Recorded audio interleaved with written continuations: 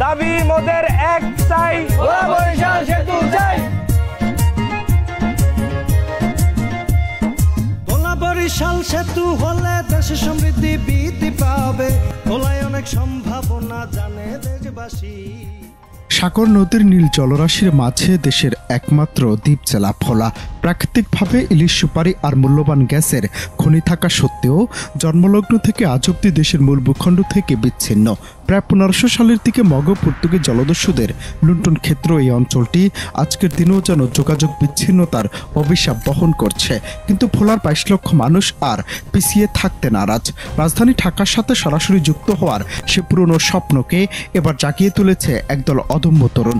তাদের এই প্রচেষ্টা এক নতুন আন্দোলনের জন্ম দিয়েছে, যা শুধু ভোলার যোগাযোগ ব্যবস্থার ইতিহাসেই নয়, বাংলাদেশের সমাজেও এক বিশেষ স্থান দখল করে নিতে চলেছে। গত সোমবার চরফ্যাশনের ওয়াচ টাওয়ার এলাকা থেকে শুরু হয়েছে ঐতিহাসিক লং মার্চ টু সেতু ভবন কর্মসূচি। কলেজ বিশ্ববিদ্যালয়ের শিক্ষার্থীরা হাতে ব্যানার ফেস্টুন নিয়ে প্রায় 316 কিলোমিটার পথ পায়ে হেঁটে ঢাকার সেতু ভবন পর্যন্ত পৌঁছানোর দৃঢ় প্রতিজ্ঞা নিয়েছেন। এই পদযাত্রা কেবল হেঁটে যাওয়া নয়, চরফ্যাশন থেকে ভোলা সদর পর্যন্ত ভেদুরিয়ার তেঁতুলিয়া নদীর সাঁতরে পার হওয়ার মতো এক ব্যতিক্রমী ও ঝুঁকিপূর্ণ চ্যালেঞ্জও গ্রহণ করেছেন তারা, যা দেশের ইতিহাসে বিরল।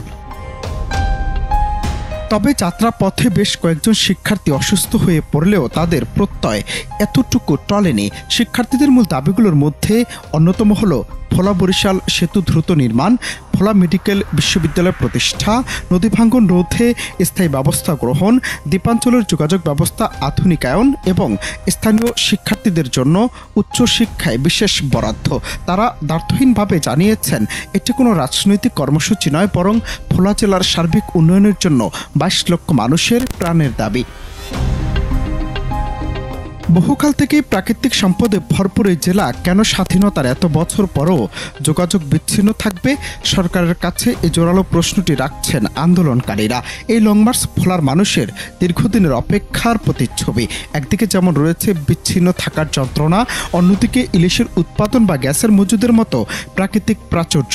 এমন পরিস্থিতিতে ভোলা বরিশাল সেতু নির্মাণের দৃশ্যমান অগ্রগতি কেন হচ্ছে না, সেই উত্তর খোঁজা সময়ের দাবি। ভোলার তরুণদের এই সাহসী পদযাত্রা সরকার নজরে এনে দ্রুত কার্যকর পদক্ষেপ গ্রহণে বাধ্য করবে বলে বিশ্বাস স্থানীয় জনগণের।